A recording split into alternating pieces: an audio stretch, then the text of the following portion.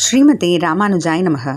வசுதேவசுதம் தேவம் கம்சச்சாணூரமர்தனம் தேவகீ பரமானந்தம் கிருஷ்ணம் வந்தே ஜகத்குரும்.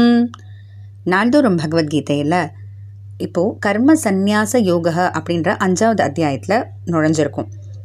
இந்த இடத்துல கர்ம சந்நியாச யோக அப்படின்றது கர்ம சந்நியாச அப்படின்னா ஞான யோகத்தை குறிக்காது. நம்ம செய்யக்கூடிய கர்மங்கள்லேயே கர்மத்தில் நான் தான் இந்த கர்மத்தை செய்கிறேன், நான் அப்படின்ற அந்த எண்ணத்தை விட்டு செய்யறதுன்றது தான் கர்ம சந்நியாச யோகம்ன்றது பார்த்தோம். அர்ஜுனனுக்கு முதல்ல எடுத்த உடனே ஒரு சந்தேகம். அதுதான் முதல் ஸ்லோகம். கர்மயோகத்தை பற்றியும் சிறப்பாக எடுத்து சொல்லியிருக்கா, ஞான யோகத்தை பற்றியும் சொல்லியிருக்கா. ஆனால் எனக்கு இன்னும் குழப்பமாக இருக்குது, இது ரெண்டத்தில் எது எனக்கு நன்மை கொடுக்கக்கூடியது, எது எனக்கு சிறந்ததுன்னு அந்த ஒன்றை எனக்கு சொல்லு அப்படின்ட்டு அர்ஜுனன் கேட்க, அதுக்கு பகவானுடைய பதில்கள் தான் 2வது ஸ்லோகத்தில் இருந்து. ஸ்ரீ பகவானுவாச்ச சந்நியாசः கர்மயோகश्च நிஸ்ரேயசகராவுபௌ தயோஸ்து கர்ம சந்நியாசாத் கர்மயோகோ விசிஷ்யதே. சந்நியாசக கர்மயோக, இந்த இடத்துல சந்நியாசகன்றது ஞான யோகத்தை குறிக்கும்.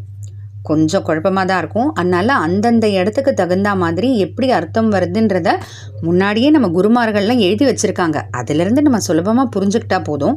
இந்த இடத்துல சந்நியாசகன்றது ஞான யோகம். ஏன்னா ஞான யோகத்தில் பெரும்பாலும் கர்மம் செய்ய வேண்டிய தேவையில்லை இல்லையா? அதனால் ஏதோ ஒன்று விட்டுட்டு செய்கிறோம் அப்படின்றதுனால சந்நியாசக. ஏன்னா சந்நியாசம் அப்படின்றத எல்லாத்தையும் விடுறது தானே, துறக்கிறது. அதனால் சந்நியாசக ஞான யோகமும் சரி, கர்மயோகமும் சரி, உபௌ நிஸ்ரேயசகரோ, இது ரெண்டுமே நன்மை கொடுக்கக்கூடியது தான் அப்படின்னு. இந்த இடத்துல நன்மை அப்படின்றது ஆத்ம சாட்சா்காரம், ஆத்மாவை உண்மையாக உணரக்கூடிய அந்த நிலை. நன்மைன்றது அதுதான் பகவான் இங்கே சொல்கிறாரு. சரி, ரெண்டுமே நன்மைன்னா அது எப்படி? ஒன்று வேணும் தானே அர்ஜுனன் கேட்குறான். தயோஹோ தூ, அது ரெண்டுக்குள்ளேயும் கர்ம சந்நியாசாத், இந்த இடத்துல கர்ம சந்நியாசாத்ன்றது ஞான யோகம். ஞான யோகத்தை விட கர்மயோக விசேஷியத்தே, கர்மயோகமே சிறந்தது. நமக்கு தோணலாம் ரெண்டுமே சிறந்ததுன்னு சொல்கிறாரு, ஆனால் கர்மயோகம் தான் சிறந்தது அப்படின்னு சொல்கிறாரு. இப்போ என்ன சொல்ல வர்றார் பகவான் அப்படின்னா, இப்போ உலகத்தில் எவ்வளவோ நல்ல விஷயங்கள் இருக்கும் இல்லையா? நல்லா பார்க்குறதுக்கு நல்லா, இல்லை சாப்பிட்றதுக்கு நல்லா, இல்லை எவ்வளோ பல விஷயங்கள்.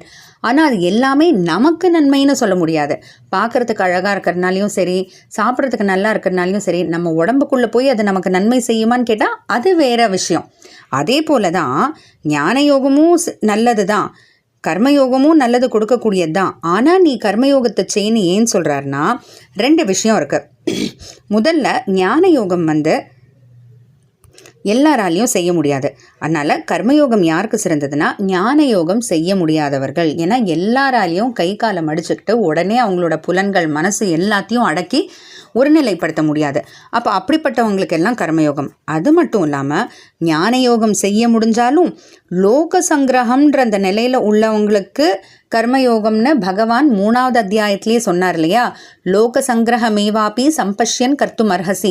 அதாவது பகவான் என்ன சொல்ல வர்றாருன்னா, அர்ஜுனா, உனக்கு ஞான யோகம் செய்ய வரலாமா இருக்கும், ஆனால் நீ ஒரு பெரிய ராஜா, ஒரு பெரிய க்ஷத்ரியன், எவ்வளவோ பேருக்கு உன்னை ஒரு உதாரணமாக எடுத்து சொல்லக்கூடிய நிலையில் நீ இருக்க. அப்படி இருக்கும்போது உனக்கு வருதுன்னு நீ ஞான யோகத்தை செஞ்சிடுவ. ஆனால் உன்னை பார்த்து செய்யணும்னு நினைக்கிறவங்க தடுமாறுவாங்க இல்லையா? அப்போ அவங்க பாதியிலேயே விடப்படுவாங்க, இதுவும் இல்லாமல் அதுவும் இல்லாமல்னு. அதனால் உன்னை பார்த்து எல்லாரும் செய்யக்கூடிய இந்த நிலைமையில் நீ இருக்கும்போது எல்லாருக்கும் எது சுலபமாக இருக்குமோ அப்படிப்பட்ட விஷயத்தையே செய். அந்த விதத்தில் கர்மயோகம் தான் உனக்கு சிறந்ததுன்னு பகவான் தெளிவாக எடுத்து சொல்கிறாரு. தொடர்ந்து என்ன சொல்கிறாருன்னு பார்க்கலாம். ஜெய்